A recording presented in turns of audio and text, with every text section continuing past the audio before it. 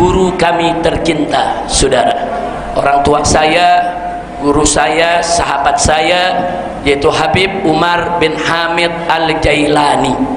Dulu 3 tahun setengah waktu saya hijrah ke Mekah, rumah saya tidak jauh dari rumah beliau. Di rumah beliau ada hari-hari tertentu ada pengajian, saudara, dan beliau sangat menghargai kami, dan beliau sangat membela keberadaan saya pada saat ada di Mekah. Bahkan beliau perintahkan seorang muridnya yang warga negara Saudi dan dia menjadi pengacara resmi di Saudi untuk menemui saya dan melakukan pembelaan terhadap saya, untuk masuk ke mahkamah Saudi untuk protes kenapa saya harus dicekal, tidak boleh pulang. Nah, jadi saya hanya punya visa 1 tahun, tapi dicekal nggak boleh pulang, nambah 2 tahun setengah tanpa visa, saudara. Nah, jadi beliau ini, Habib Umar Jailani, yang kirim seorang muridnya, pengacara, melakukan pembelaan terhadap saya dan seterusnya. Nah, kemarin saudara, beliau terbang dari Turki, ada acara di Jawa Timur.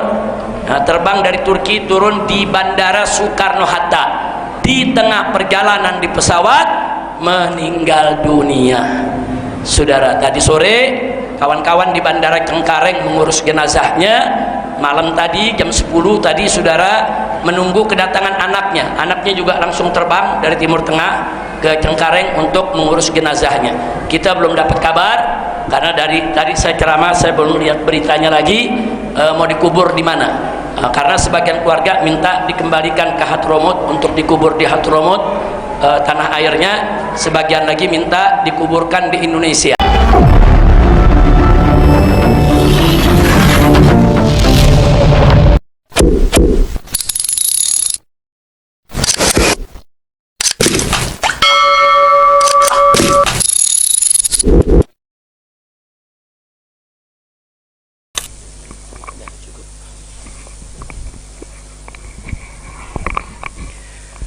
Assalamualaikum warahmatullahi wabarakatuh.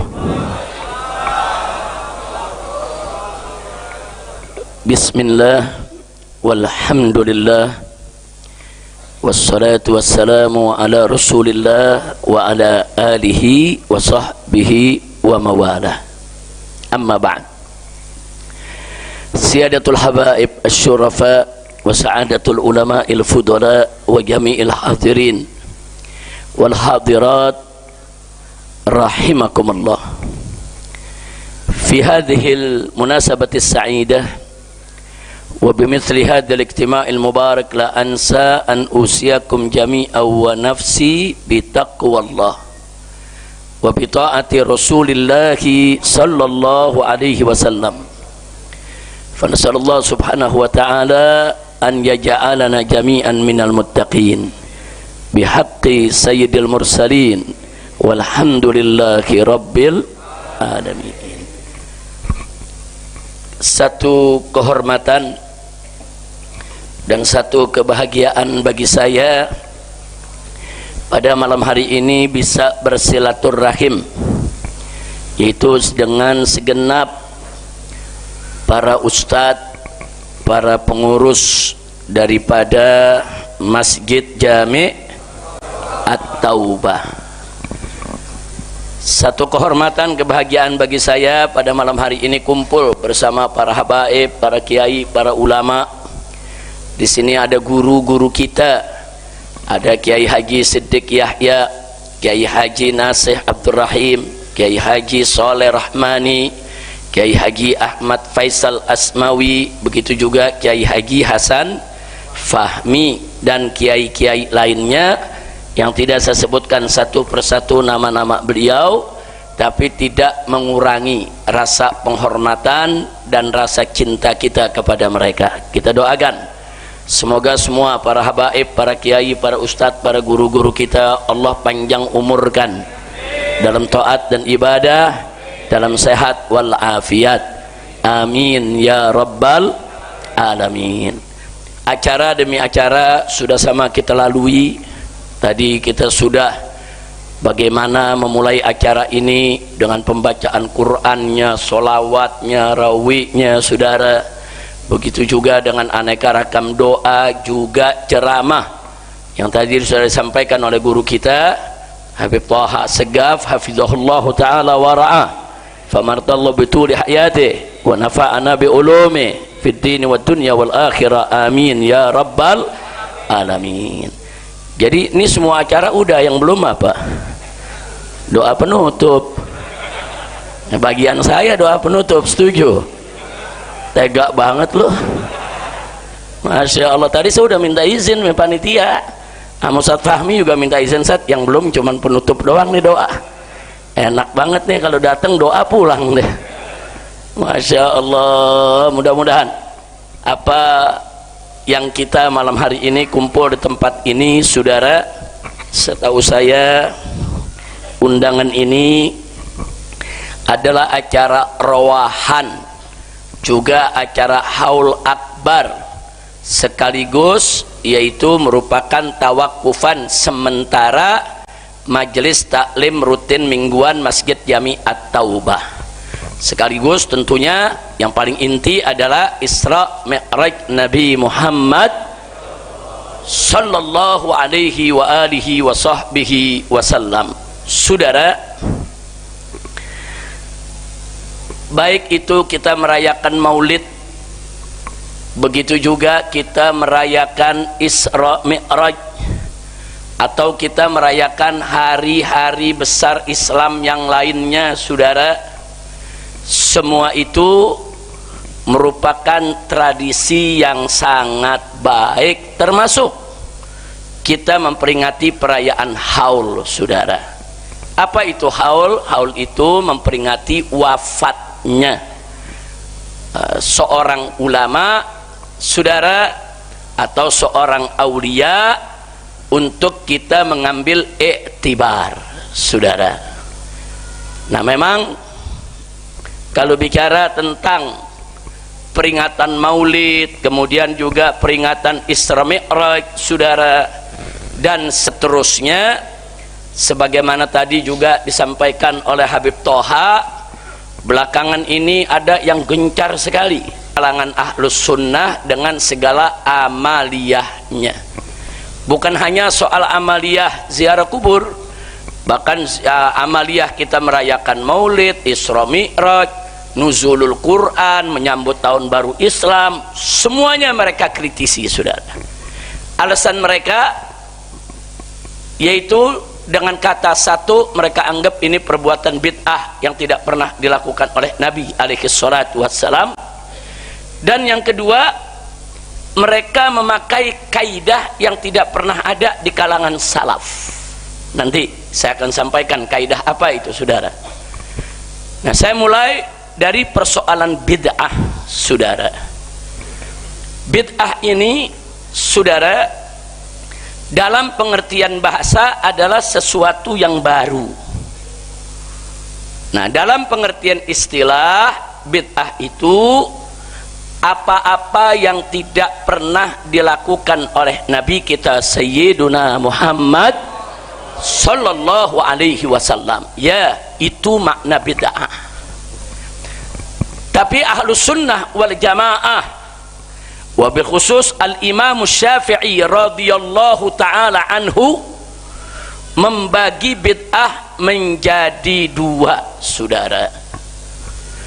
Yang pertama adalah bid'ah hasanah, yang kedua adalah bid'ah sayyi'ah.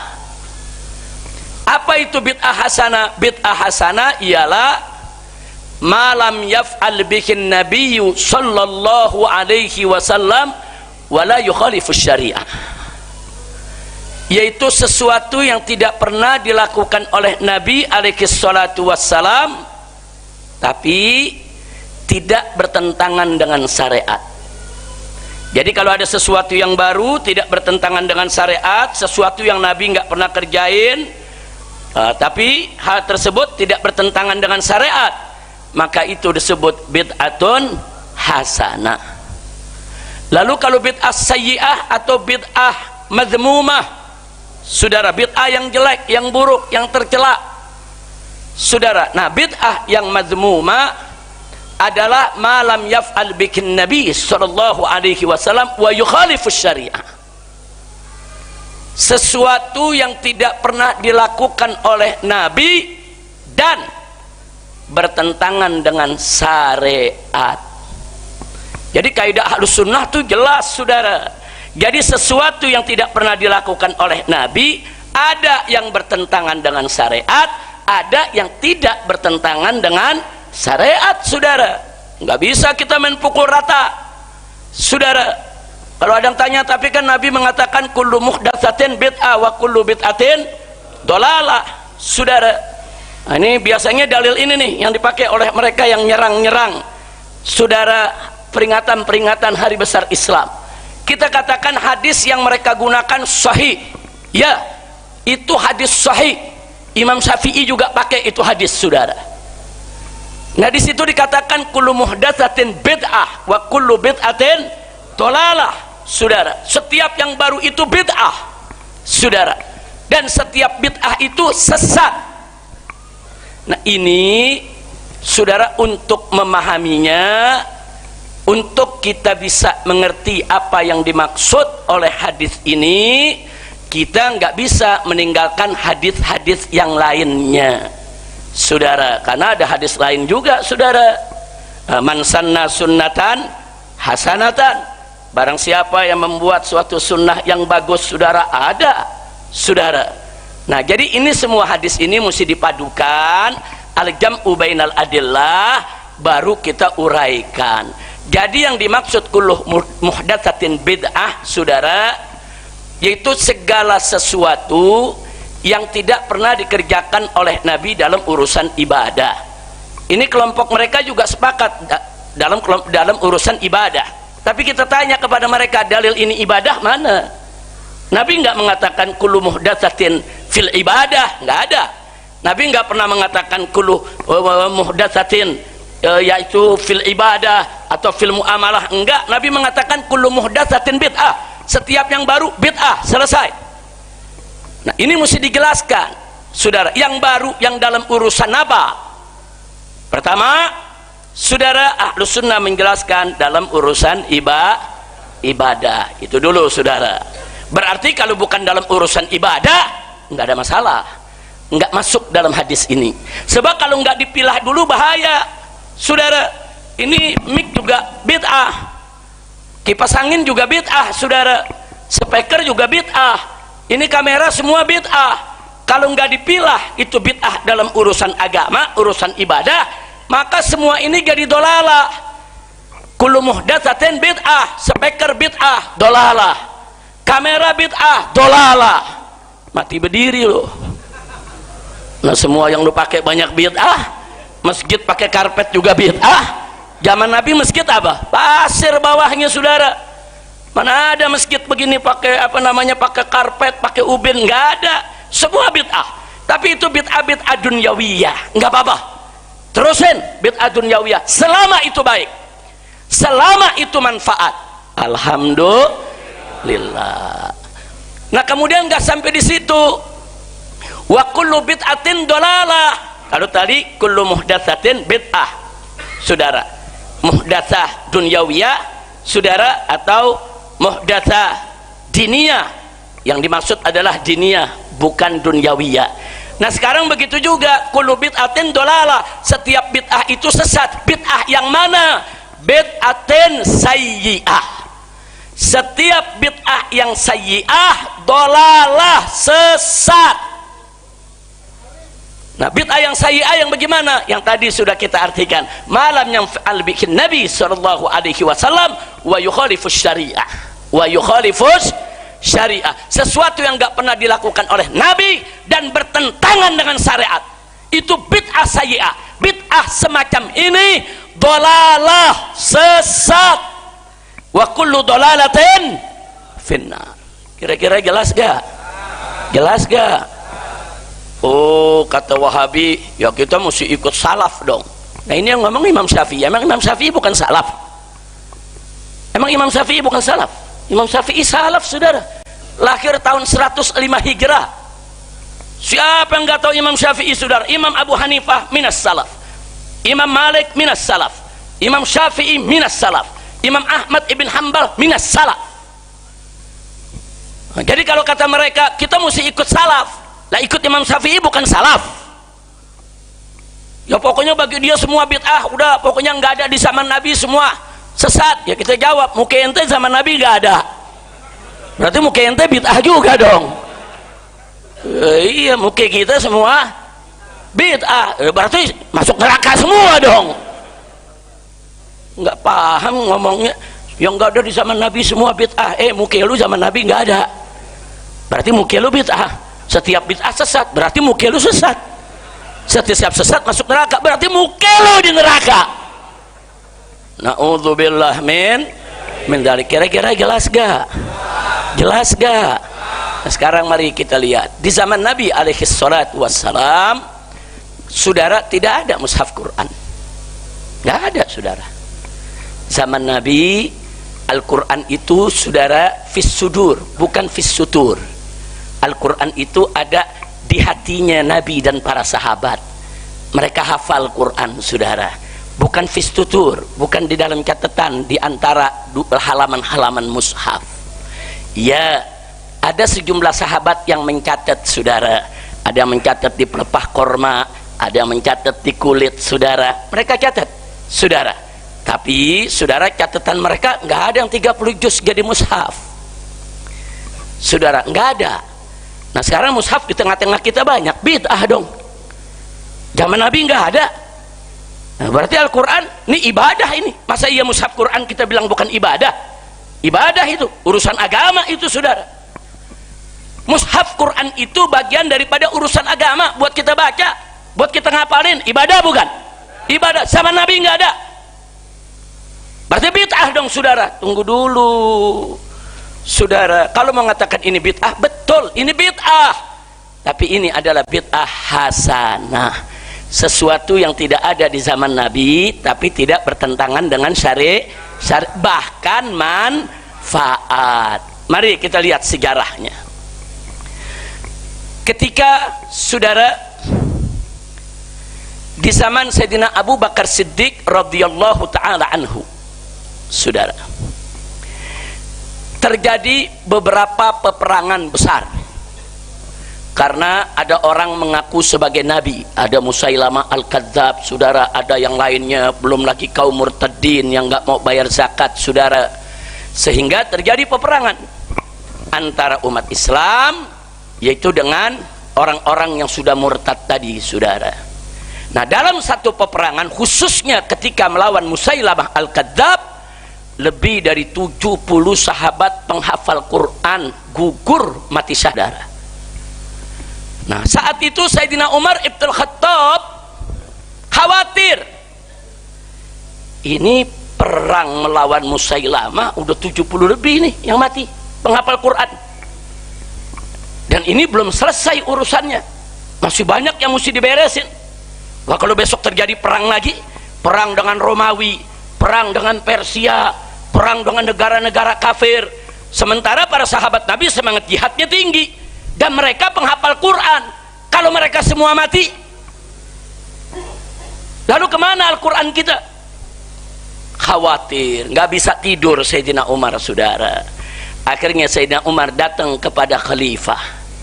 Khalifah saat itu adalah Sayyiduna Abu Bakar Siddiq radhiyallahu anhu. Datang, apa kata Sayyidina Umar? Ya khalifata Rasulillah, wahai khalifahnya Rasulullah, wahai Sayyidina Abu Bakar, ini perang kemarin ini terjadi udah 70 lebih penghafal Quran mati. Aku takut kalau nanti penghafal Quran makin bertambah yang mati, nanti umat Islam ke depannya, generasi berikutnya, mereka ribut soal Quran sebagaimana ributnya ahlul kitab soal Injil, soal Taurat. Kan ahlul kitab ribut sampai nggak ketemu yang asli, saudara. Nah sekarang bagaimana nih kalau semuanya mati? Nanti generasi penerus tahu Quran dari mana? Nah kemudian aku sarankan, kata Sayyidina Umar, alangkah bagusnya semua penghafal Quran yang masih hidup kita kumpulkan, dan semua lembaran-lembaran yang pernah dicatat, apa yang pernah turun Al-Quran kita kumpulkan, dan semua kita satukan, kita bentuk panitia yang hafal Quran, yang hafalnya tidak diragukan lagi di antara sahabat untuk mengumpulkan menjadi satu mushaf Al-Quran. Tahu jawaban Abu Bakar Siddiq apa? Beliau menjawab, ya Umar ittaqillah, hai Umar, takutlah kamu kepada Allah. Murni an af'al ma lam yaf'al bikin Nabi, engkau perintahkan aku melakukan sesuatu yang Nabi nggak pernah kerjain. Berarti menurut Sayyidina Abu Bakar bid'ah bukan itu? Bid'ah. Sayyidina Abu Bakar nggak berani. Jadi dalam pandangan Sayyidina Abu Bakar ini bid'ah ini. Karena kan Nabi mengatakan kullu muhdatsatin bid'ah wa kullu bid'atin dhalalah wa kullu dhalalatin finnar. Sayyidina Abu Bakar nggak berani. Ya Umar, ittaqillah, takutlah kau kepada Allah. Karena menurut Sayyidina Abu Bakar Siddiq itu adalah bid'ah. Bagaimana berani-beraninya engkau ya Umar? Aku disuruh melakukan yang Nabi nggak pernah kerjain. Aku nggak berani ya Umar. Nggak berani Sayyidina Abu Bakar. Jadi Sayyidina Abu Bakar berarti anti bid'ah. Para sahabat anti bid'ah, saudara, nggak main-main. Nah, saat itu Sayyidina Abu Bakar mengeluarkan argumentasinya. Terjadilah dialog diskusi antara Abu Bakar dengan Umar ibn Khattab radhiyallahu taala anhuma. Singkat cerita, Abu Bakar tetap berpegang kepada pendapatnya. Nah, apa Umar putus asa? Enggak, besok balik lagi Sayyidina Umar. Diajak dialog lagi Sayyidina Abu Bakar. Sayyidina Abu Bakar masih enggak mau. Datang lagi lusanya, saudara. Jadi Sayyidina Umar enggak berhenti karena dia khawatir. Ini kalau pada mati ini nanti nih penghafal Quran, terus anak keturunan kita tahu Al-Quran dari mana? Saudara, wajar enggak kalau Sayyidina Umar khawatir? Saya mau tanya semua di sini, wajar tidak? Nah, sekarang saya mau tanya juga, kalau Abu Bakar anti bid'ah, bagus tidak? Bagus, saudara. Ini dua-dua punya pendapat sama-sama bagus, bukan jelek, saudara. Dan gak ribut, gak berantem. Terakhir, saudara, kata Abu Bakar Siddiq, ya sudah ya Umar, kita tidak usah terus bertengkar, nggak usah terus berdebat. Aku punya pendapat, kau punya pendapat, nggak ketemu. Nah, sekarang begini aja, aku istikharah, minta petunjuk Allah. Setuju Sayyidina Umar, setuju. Aku istikharah dulu, minta petunjuk Allah. Kalau setelah istikharah apa jawabannya, hatiku tetap menolak, sudah, kau nggak usah debat lagi. Tapi kalau hatiku menerima, kita kerjakan. Sayyidina Umar setuju, saudara. Jadi istikharah penting tuh Pak, Bu. Istaghfir rabbak wastafti qalbak. Saudara, kalau kita ada kesulitan ngambil keputusan, minta petunjuk Allah, minta, saudara. Akhirnya Sayyidina Abu Bakar istikharah, bangun malam, sholat tahajud, sholat istikharah, mohon petunjuk Allah, saudara. Sehari, 2 hari, 3 hari, Sayyidina Umar nunggu apa nih hasilnya dengan penuh kekhawatiran. Begitu selesai, Sayyidina Abu Bakar mendapatkan jawabannya, saudara. Dalam hatinya yang mantap dengan satu pendapat, saudara. Dipanggil Sayyidina Umar, ya Umar, datang kau ke rumah. Datang Sayyidina Umar. Sayyidina Umar dengan berdebar-debar mengharapkan apa ini jawabannya. Apa kata Sayyidina Abu Bakar? Ya Umar, setelah aku istikharah, entah kenapa hatiku sejuk, hatiku tenang, hatiku adem dengan kau punya pendapat. Subhanallah. Padahal awalnya nggak mau, itu bid'ah, Nabi nggak pernah kerjain. Nah, tapi beliau nggak ngotot, karena Sayyidina Umar tetap dengan pendapat, beliau tetap dengan pendapat, diskusi nggak ketemu solusi, saudara. Maka solusinya adalah istikharah, saudara. Wah, kita yakin istikharahnya Sayyidina Abu Bakar, saudara, sahabat Nabi yang paling baik, paling mulia. Saudara, istikharahnya ulama aja luar biasa, istikharahnya aulia aja luar biasa, apalagi istikharahnya khairus sahabah, sebaik-baiknya sahabat. Maka kita pastikan itu adalah petunjuk dari Allah, ilhamun rabbani. Itu ilham dari Allah yang diberikan kepada Sayyidina Abu Bakar Siddiq sehingga hatinya tenang. Alhamdulillah, begitu tenang, bersyukur Sayyidina Umar, saudara. Akhirnya apa kata Sayyidina Abu Bakar? Kalau gitu sekarang kita kumpulkan semua para sahabat Nabi, saudara. Nah, kita kumpulkan mereka supaya kita lihat bentuk tim, saudara. Dibentuklah tim, dibentuk satu tim, saudara, yang isinya sahabat-sahabat Nabi yang hafal Quran. Semua saling koreksi, yang ini baca Fatihah, ini baca Fatihah, ini baca Fatihah, dikoreksi, saudara, sampai kiroatnya dicatat. Ada yang Maliki Yaumiddin, ada yang Maliki Yaumiddin, ada yang kufuan ahad, ada yang kufwan ahad, ada yang kufuan ahad, ada yang kufuan ahad. Semua dicatat, semua qiraat, saudara. Begitu dicatat jadi, saudara. Dan yang punya lembaran-lembaran ditarik itu lembaran semua. Siapa yang punya lembaran? Setor. Disetorkan, saudara. Nah, ada juga yang nyetor ayat-ayat yang sudah mansuh. Termasuk Sayyidina Umar sendiri nyetor ayat, saudara. Ayat zina, saudara. Jadi ada ayat zina, ayat rajam. Dalam Quran nggak ada, saudara. Tapi Sayyidina Umar mengatakan dulu Nabi pernah baca dalam sholat ayat ini. Nah, dikasih tahu sama Zaid yang paling hafal Quran, saudara, sahabat Nabi. Kata Zaid apa? Itu bacaannya sudah mansukhah. Nabi yang kasih tahu kalau itu sudah mansukhah, bacaannya, hukumnya enggak.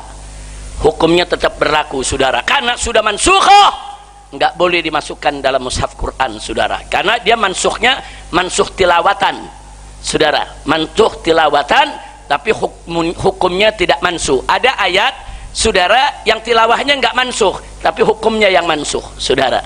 Seperti apa? Seperti ayat wasiat, saudara, untuk kerabat, saudara, untuk ahli waris. Awalnya berlaku, tapi begitu turun ayat waris, ayat wasiat enggak berlaku lagi buat ahli waris. La wasiyata liwaris, saudara. Nah, jadi ada sahabat Nabi yang bernama Zaid, ini paling hafal dan diangkat menjadi ketua tim. Ada yang bertanya, kenapa beliau yang diangkat jadi ketua tim?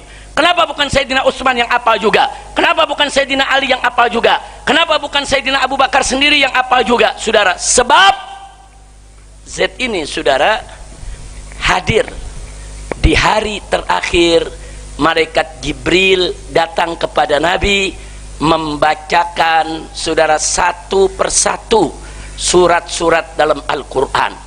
Saat itu malaikat Jibril kasih tahu Nabi, ayat ini di sini, ayat ini di sini, ayat ini sudah tidak berlaku, ayat ini begini, surat ini di pertama, surat ini, dan seterusnya. Nah, ketika Nabi mendapatkan arahan dari malaikat Jibril alaihissalam, ketika itu Zaid ada di samping Nabi. Ya, Zaid memang tidak melihat malaikat Jibril, tapi Nabi memerintahkan kepada Zaid, Zaid, catat, catat. Nah, makanya semua dicatat sama Zaid, saudara. Nah, itu 2 kali sebelum Nabi wafat, 2 kali malaikat Jibril datang kepada Nabi, saudara, sehingga Nabi memberi kabar kepada keluarganya, kepada Sayyidah Fatimah, sekiranya aku sudah tidak panjang lagi, sebentar lagi akan kembali kepada Allah. Karena nggak biasa-biasanya Jibril tahun ini 2 kali datang di bulan Ramadan, 2 kali datang untuk menyelesaikan itu, ayat ini di mana, surat ini di mana, saudara. Karena nama surat atau urutan surat, urutan ayat itu bukan ijtihad Nabi, itu bukan amrun taufiqi, tapi itu amrun tauqifi. Allah yang tentukan lewat Jibril. Jibril kasih tahu Nabi, Nabi tugaskan kepada Zaid, catat. Makanya Zaid jadi ketua panitia. Singkat cerita, saudara, akhirnya jadilah mushaf Al-Quran, satu-satunya mushaf yang dibuat di zaman Sayyiduna Abu Bakar Siddiq radhiyallahu ta'ala anhu. Begitu jadi, dijaga oleh Sayyidina Abu Bakar, saudara. Kira-kira jelas tidak? Paham tidak? Baik. Begitu Sayyidina Abu Bakar meninggal, naiklah Sayyidina Umar sebagai khalifah, saudara. Mushaf tadi diserahkan kepada Sayyidina Umar untuk menjaganya. Nah, di zaman Sayyidina Umar terjadi perang, saudara, dengan Persia, dengan Romawi, perang-perang besar. Kali ini yang ikut perang banyak tabi'in, saudara. Nah, tabi'in ini bukan sahabat Nabi, murid-muridnya para sahabat, saudara. Seorang sahabat Nabi yang bernama Huzaifah tetap ingin ikut perang bersama para tabi'in, saudara. Diizinkan oleh Sayyidina Umar, berangkat beliau ikut perang. Ada kejadian di saat mereka istirahat di perkemahan, saudara, ini ada mujahidin yang datang dari Yaman, ada mujahidin yang datang dari Mesir, ada mujahidin yang datang dari Bahrain, ada mujahidin yang datang dari Mekah, ada mujahidin memang yang dikirim dari Madinah. Kumpul. Begitu mereka sholat, baca Quran, mereka ribut, saudara. Yang satu baca Maliki Yaumiddin, yang satu baca Maliki Yaumiddin. Dia bilang, ente salah, ente ngelebih-lebihin bacaan. Yang satu lagi, nggak bisa, ente yang salah ngurang-ngurangi bacaan. Bukan ayat itu saja, saudara, banyak ayat Quran mereka berdebat. Yang satu merasa benar, saya diajarkan oleh Ibn Mas'ud. Yang satu lagi mengatakan, saya diajarkan yaitu oleh Ibn Abbas. Ibn Abbas sahabat Nabi, Ibn Mas'ud sahabat Nabi. Ribut, saudara. Hampir saja mereka cabut pedang saling bunuh. Ketika itu ada Huzaifah, didamaikan oleh Huzaifah, diterangkan, bacaanmu yang belajar dari Ibn Abbas betul. Memang Al-Quran ini diturunkan ala sab'ati ahruf. Betul bacaan kau. Yang kamu belajar itu dari Ibn Mas'ud, kau baca tadi juga kau betul. Nah, dari situ, saudara, akhirnya pertentangan, perselisihan yang tadinya mau mengantarkan kepada pertumpahan darah bisa diatasi oleh Huzaifah. Nah, yang saya mau ceritakan bukan itunya. Huzaifah pulang nih ke Madinah, lapor ke Sayyidina Umar. Ya Amirul Mukminin, wahai Amirul Mukminin, gawat, bahaya, bahaya. Ternyata umat Islam yang datang dari berbagai daerah, mereka ribut soal bacaan mereka. Mereka merasa bacaannya paling benar, padahal semua bacaan itu benar dari para sahabat Nabi yang mengajarkan. Nah, akhirnya di situ, saudara, Huzaifah minta kepada Sayyidina Umar, ini mesti diatasi. Sayyidina Umar langsung jalan, saudara. Oh, kalau begitu kita gandakan. Jadi yang ada di Madinah satu-satunya, saudara, digandakan, saudara. Tapi digandakannya nggak banyak, saudara, sekedarnya. Sayyidina Umar belum sempat menyelesaikan, sudah meninggal dunia. Selanjutnya siapa? Sayyidina Utsman ibn Affan. Sayyidina Utsman yang menyelesaikan, saudara. Dibuat satu mushaf bacaannya umat Islam yang ada di Mesir. Dibuat satu mushaf bacaannya umat Islam yang ada di Bahrain. Dibuat satu mushaf lagi bacaan umat Islam yang ada di Yaman, saudara. Satu mushaf lagi bacaan umat Islam yang ada di Mekah. Satu mushaf lagi bacaan umat Islam yang ada di Madinah. Semua, setiap wilayah daripada kekhalifahan saat itu dikirim satu mushaf. Alhamdulillah. Saya mau tanya dulu nih kepada semua saudara yang ada, itu bid'ah bukan? Bid'ah bukan? Bid'ah bukan? Tapi bertentangan dengan syariat tidak? Bagus tidak? Manfaat tidak? Takbir. Itu bid'ah, saudara. Di zaman Sayyidina Ali ada bid'ah lagi. Apa yang terjadi di zaman Sayyidina Ali, saudara? Di zaman Sayyidina Ali, kan waktu zaman Sayyidina Umar dan Utsman banyak orang ajam masuk Islam, saudara. Negeri-negeri ajam dari Persia, dari mana-mana, saudara. Banyak mereka nggak bisa baca Quran. Kenapa? Karena Quran nggak ada harokatnya dan nggak ada titiknya. Jadi huruf ba, ta, sa sama, nggak ada titiknya. Antum kalau lihat mushaf Utsmani nggak ada titiknya, saudara. Silakan jalan-jalan ke Turki, di sana ada museum, saudara. Lihat Quran dari zaman Sayyidina Utsman masih ada di sana. Nggak ada titik, nggak ada fathah kasroh. Jangankan orang ajam, orang Arab aja yang tiap hari ngomong Arab belum tentu bisa baca. Kecuali kalau dia belajar, kecuali kalau dia hafal Quran, saudara, bisa nyerempet bacaannya. Kira-kira jelas gak? Sekarang aja udah ada titik, udah ada harokat, banyak yang nggak bisa baca. Jujur, betul? Nah, disitulah saudara Abul Aswad Ad-Duwali, murid Sayyidina Ali, minta izin kepada Sayyidina Ali untuk memberikan harokat dan titik.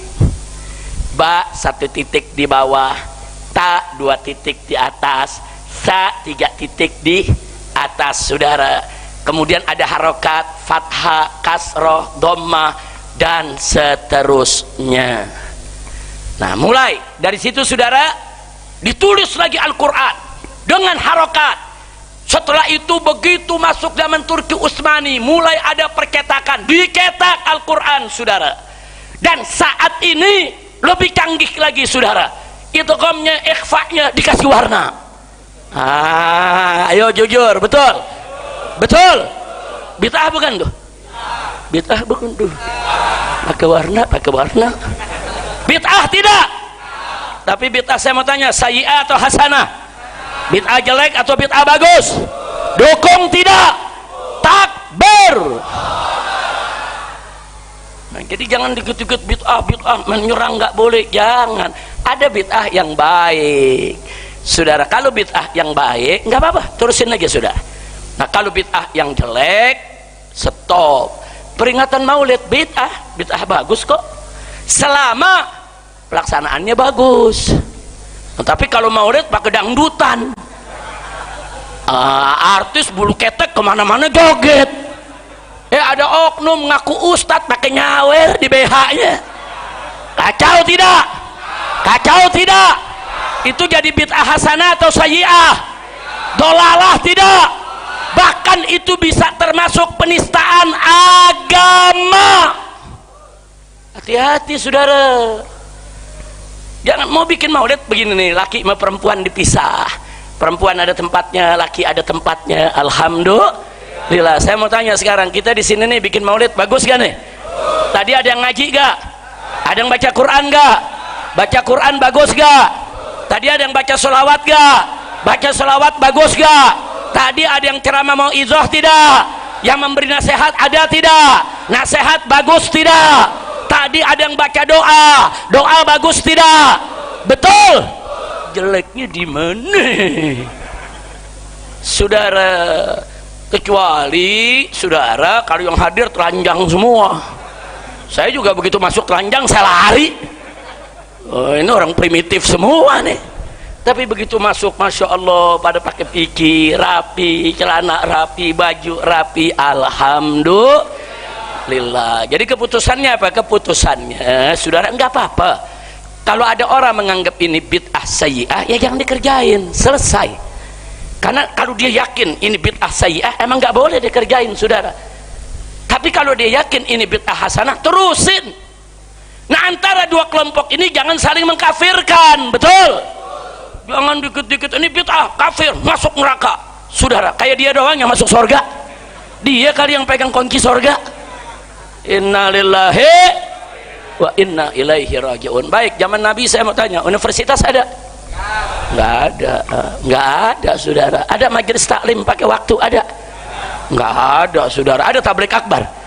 Nggak ada saudara. Ada pesantren? Nggak ada saudara. Ada orang lulus saudara di zaman Nabi universitas terus dapat selembar ijazah S1? Ada? Ada? Belajar jurusan hadis, jurusan tafsir dapat S2? Ada? Nggak ada saudara. Berarti itu bid'ah agak semua? Bid'ah tidak? Zaman Nabi ada klinik, ada puskesmas, bid'ah dong. Wah, lu masuk puskesmas neraka semua lu. Astagfirullahaladzim. Jangan saudara. Jadi ada universitas Islam saudara, walaupun itu berkaitan dengan muamalat, tapi isinya ada ibadah, belajar ilmu. Belajar ilmu itu ibadah saudara. Menggali Quran, menggali tafsir, menggali ilmu tauhid, menggali ilmu akhlak saudara. Di dalamnya ada ibadah. Zaman Nabi nggak ada, nggak apa-apa saudara, boleh kita kerjakan selama itu tidak melanggar syariat. Kira-kira jelas tidak? Paham tidak? Nah, sekarang satu lagi deh, satu lagi saya mau tambahin nih saudara. Orang-orang Wahabi sekarang dia pakai dalil apa? Dia bilang kalau maulid itu bagus, kalau Isra Mi'raj itu bagus, kalau yang namanya tahlilan itu bagus, kalau nuzulul Quran itu bagus, kalau merayakan hari besar itu bagus, niscaya pasti sahabat Nabi akan lebih dulu melakukannya. Nggak mungkin sahabat Nabi nggak melakukan itu kalau itu baik. Justru karena sahabat Nabi nggak melakukan, maka itu semua tidak baik. Nah, jadi mereka begitu. Nah, kalau Quran sahabat Nabi melakukan, jadi baik. Tapi kalau yang nggak dilakukan oleh sahabat Nabi, peringatan Maulid, Isra Mi'raj dan lain sebagainya, maka itu semua nggak boleh kita terima. Andai kata baik, kata mereka, saudara, laukana khairan lasabakuna ilaih. Ini kaidahnya nih. Jago bener nih Wahabi kalau pakai kaidah ini, saudara. Ini kaidah bahkan jadi buku, judul buku. Ada salah satu tokoh mereka ngarang buku, judulnya laukana khairan lasabakuna ilaih, yang artinya andai kata itu baik, niscaya sahabat pasti mendahului kita untuk mengerjakannya. Sekali ini kaidah di kutubus salaf enggak ketemu, saudara. Kita cari sahabat mana yang punya kaidah ini, enggak ketemu.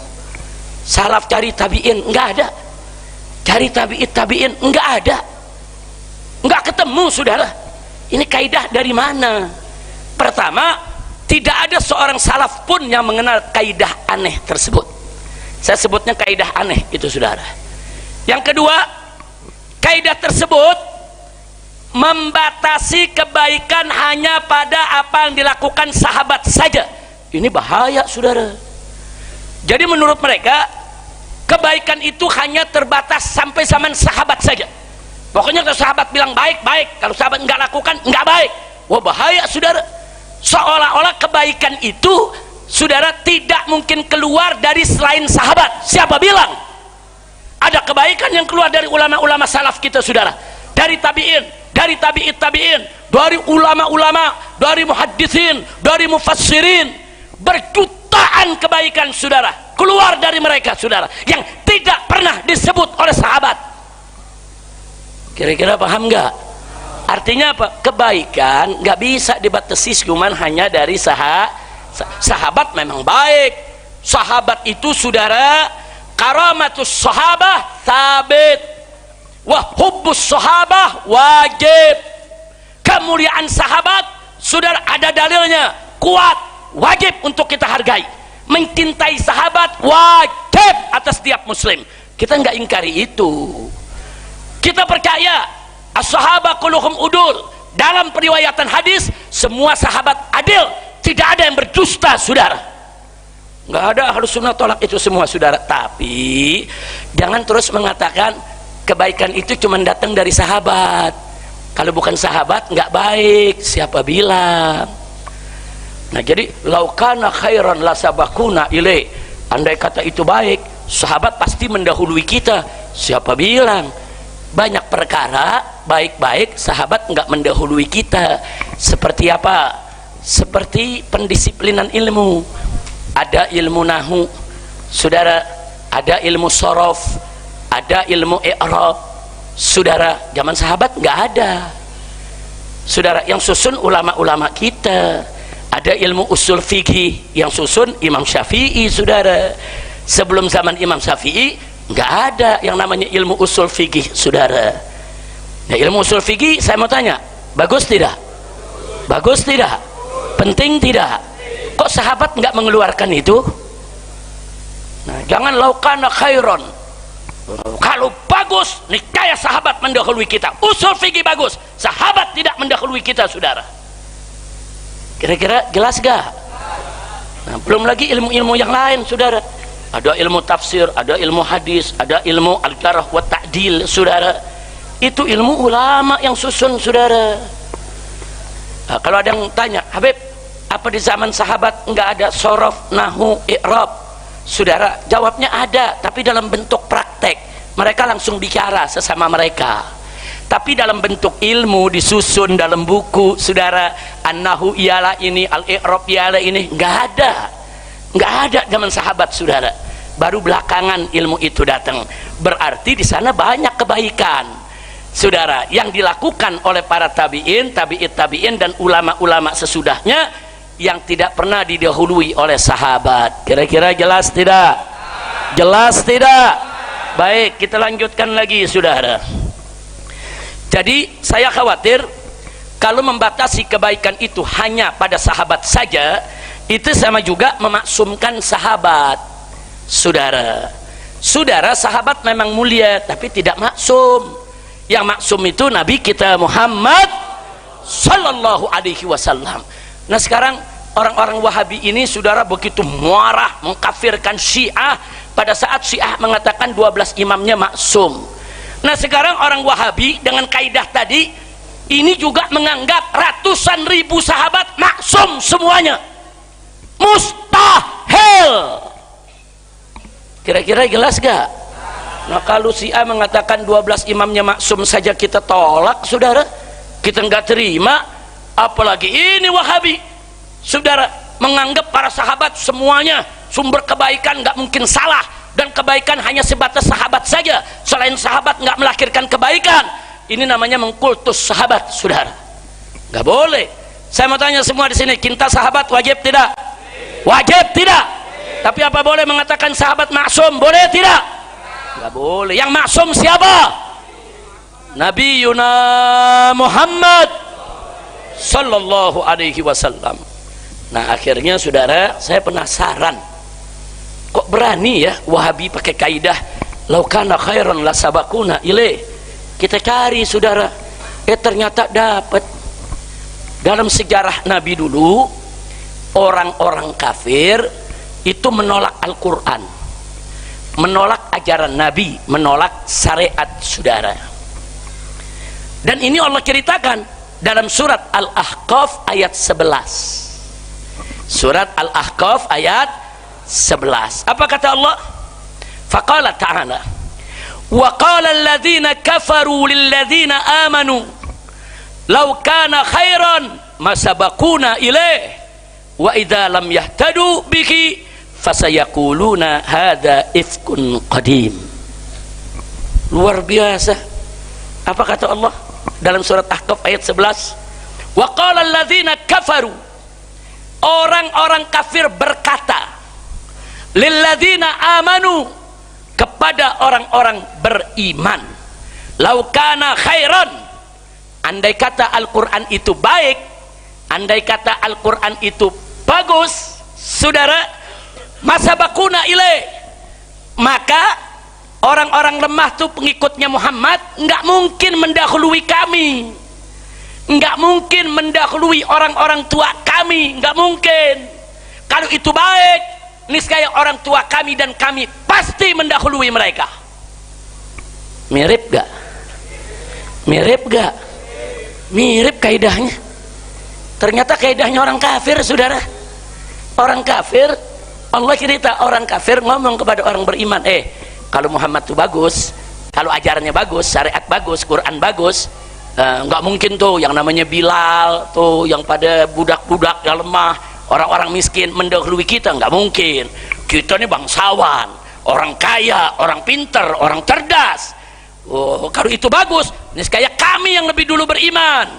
Nggak mungkin kami tidak beriman. Laukana khairan, kata mereka, masabakuna ilaih, andai kata itu bagus, nggak nantinya orang-orang pengikut Muhammad itu mendahului kami. Nah sekarang diubah nih sama Wahabi. Kata Wahabi, laukana khairan, andai kata Isra Mi'raj itu bagus, tahlil itu bagus, maulid itu bagus saudara, andai kata semua itu bagus saudara, laukana khairan lasabakuna ilaih, niscaya saudara, niscaya para sahabat sabakuna akan mendahului kita ilaihi di dalam melakukannya. Saya mau tanya, mirip gak? Mirip gak? Mirip. Katanya anti bid'ah, malah bikin kaidah bid'ah saudara. Ini kaidah super bid'ah nih, bukan bid'ah lagi, super bid'ah. Nah makanya jangan mau ditipu sama kaidah-kaidah. Mereka pakai kaidah, kita pikir ini kaidah dari mana nih? Nggak ada di salaf, nggak ada di hadis, nggak ada. Di Quran orang kafir yang ngomong begitu. Na'udzubillah min dzalik. Kira-kira jelas tidak? Paham tidak? Ini yang saya sampaikan pelajaran nih kalau di universitas nih, ini semester 8. Alhamdulillah di Masjid At-Taubah sejam rapi. Alhamdulillah. Pokoknya keluar dari sini nih semua nih pulang ke rumah, oh gelarnya udah sarjana semua. Sarjana Masjid At-Taubah. Alhamdulillah. Baik ya ikhwan, saya nggak mau panjang lebar lagi saudara. Jadi memang apa yang dikatakan oleh Habib Toha tadi, kita harus waspada. Ahlus sunnah sedang diserang, tapi ahlus sunnah jangan emosi, jangan saudara, jangan. Saya cuma mau ingetin aja saudara, sepanjang sejarah ahlus sunnah, sepanjang sejarah ahlus sunnah, dari mulai zaman para sahabat, para tabi'in, tabi'in sampai hari ini, mereka berdebat dengan Syiah, mereka berdebat dengan Mu'tazilah, mereka berdebat dengan Jabariyah, mereka berdebat dengan Qadariyah, mereka berdebat dengan Mujassimah, mereka berdebat dengan saudara mana saja di luar ahlus sunnah. Sepanjang sejarah ulama ahlus sunnah wal jamaah tidak pernah kalah. Kenapa tidak pernah kalah? Karena kuat dalilnya, kuat hujahnya, mudah dicerna oleh logika saudara, dan ikhlas untuk membimbing umat. Alhamdulillah. Nah begitu saya mau tanya, bersyukur tidak jadi ahlu sunnah? Siap jaga ahlu sunnah? Betul? Takbir. Kira-kira yang saya sampaikan tadi jelas tidak? Bisa diamalkan? Bisa jadi pegangan? Alhamdulillah. Jaga aswaja, jangan sampai aswaja kita lepas. Mudah-mudahan Allah jaga kita hidup dengan aswaja sampai mati, kita tetap aswaja. Amin ya rabbal alamin. Nah, yang di luar ahlus sunnah, kalau ingin protes ahlus sunnah silakan. Kalau ada menurut mereka ini bid'ah yang dolalah, ini nggak ada dalil, silakan tanyakan. Kami akan menjawab, kami akan datangkan dalilnya. Tidak ada satupun perkara dalam ahlus sunnah yang tidak ada dalil, dan ahlus sunnah pun paling anti bid'ah. Jadi kalau ada bid'ah dolalah, sesuatu yang tidak pernah dilakukan oleh Nabi dan bertentangan dengan syariat, saudara, wajib ahlus sunnah juga untuk menolaknya. Betul? Betul? Nah, sekarang saya mau tanya, kalau gitu ahlus sunnah anti bid'ah tidak? Anti bid'ah tidak? Anti bid'ah saudara, tapi bid'ah yang sayyi'ah. Sedangkan bid'ah hasanah, Imam Syafi'i mengatakan ada dua. Imam Syafi'i salaf saudara, alhamdulillah, dan ada hadis Nabi saudara yang mendukung itu. Silakan saudara, ada dalilnya. Nah, silakan anda nanti kalau ada yang punya waktu buka YouTube atau buka di Islamic Brother Hood Televisi, IBTV atau Markas Syariat Televisi, MSTV. Saudara, saya pernah mengajar soal bid'ah ini selama 2 jam di majelis taklim rutin Petamburan, lengkap dengan file slide-nya saudara. Silakan anda ikuti, anda buka, anda ikuti pelajaran tersebut. Judulnya Hakikat Bid'ah, tulis saja di YouTube. Saudara, Hakikat Bid'ah strip Habib Rizik, nanti keluar, silakan anda untuk mendengarkan. Nah jangan lupa subscribe channel daripada IBTV-nya, MSTV-nya, supaya bisa menjadi channel umat, insya Allah. Silakan anda buka, silakan anda pelajari, dan mudah-mudahan itu akan menjadi hal yang sangat manfaat. Nah terakhir sebelum saya tutup, ada berita duka. Saya minta ridho dan ikhlasnya dari semua yang hadir di sini. Kita bacakan suratul Fatihah. Yang pertama tentunya untuk ashabul haul. Ini haul akbar. Kita rawahan. Rawahan itu artinya rawahan itu arwahan. Rawah itu dari kata ruh, arwah. Maksudnya kita kirim hadiah, kirim Fatihah kepada arwah orang-orang tua kita, guru-guru kita yang sudah mendahului kita. Makanya namanya rawahan. Orang Betawi bilang rawahan, saudara. Kalau cari hadisnya nggak ketemu rawahan, nggak ketemu. Man kana fi rawahin, nggak ada. Nggak ada. Ini rawahan tradisi tapi bagus. Baik, lanjutkan. Karena mengirim doa untuk arwah itu diajarkan Nabi. Alhamdulillah. Nah jadi yuk kita baca surat Al-Fatihah. Pertama untuk ashabul haul yang tadi sudah dibacakan, kita bacakan juga Fatihahnya. Dan untuk 3 orang keluarga kami yang hari ini meninggal dunia, saudara. Yang pertama adalah Habib Dr. Yusuf bin Abdurrahman Al-Mashhur. Ini saya punya besan. Ini paman daripada saya punya menantu Habib Alwi bin Semit. Yang menerima undangan ini panitia ke Habib Alwi. Nah malam ini Habib Alwi nggak bisa datang karena memang ada pamannya yang meninggal dunia. Jadi mantu-mantu saya yang lain yang mewakili. Yang kedua ada Habib Hasan bin Taufik Syahab di Garut. Ini abahnya ini saudara, kawan lama saya, pejuang amar ma'ruf nahi munkar, yaitu di Garut, masih ada. Nah, putranya yang masih sangat muda sekali saudara, sudah punya majelis, sudah ngajar dakwah ke sana kemari, tapi umur akhirnya Allah panggil beliau hari ini. Dan yang ketiga, guru kami tercinta saudara, orang tua saya, guru saya, sahabat saya, yaitu Habib Umar bin Hamid Al-Jailani. Dulu 3 tahun setengah waktu saya hijrah ke Mekah, rumah saya tidak jauh dari rumah beliau. Di rumah beliau ada hari-hari tertentu ada pengajian saudara, dan beliau sangat menghargai kami, dan beliau sangat membela keberadaan saya pada saat ada di Mekah.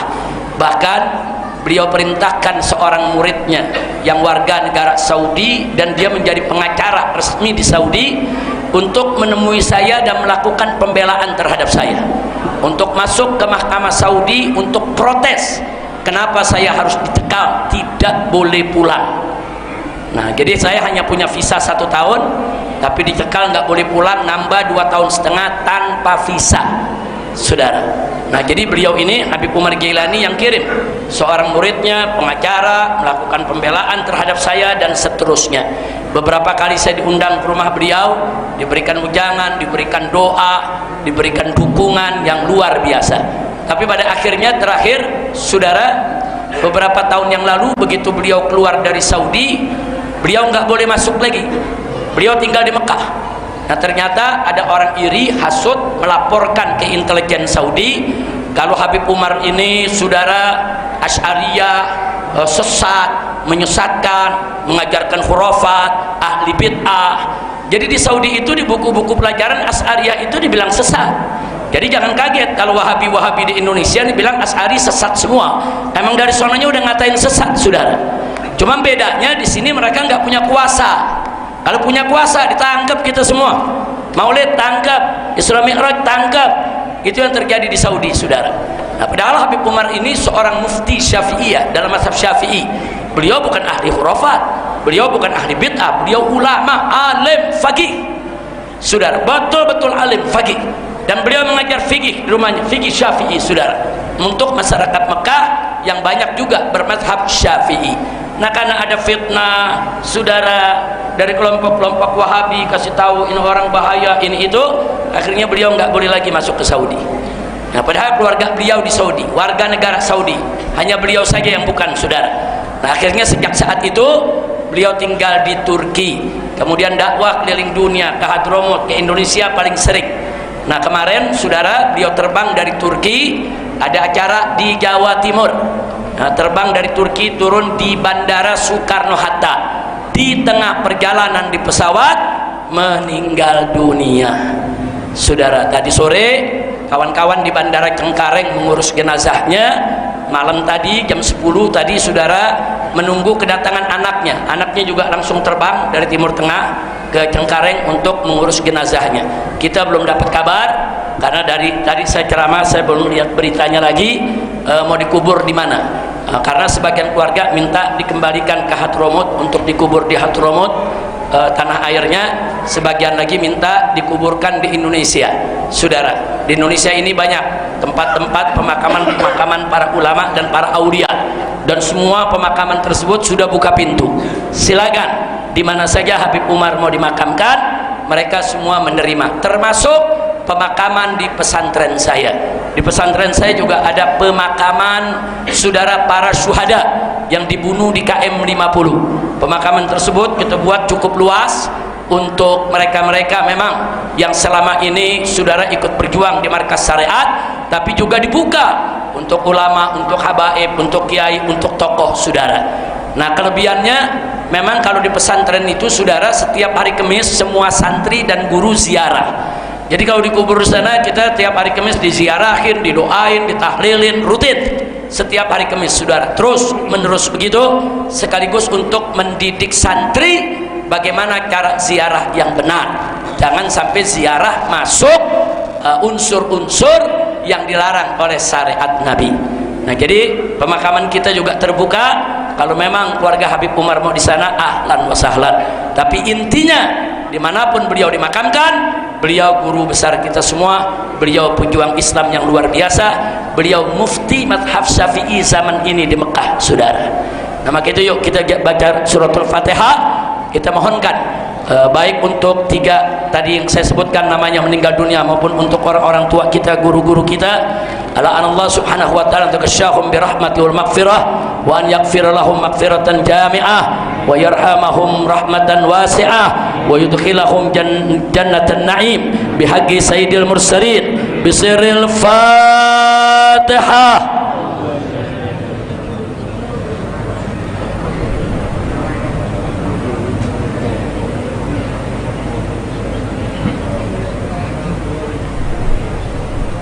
Bilqabul insyaallah.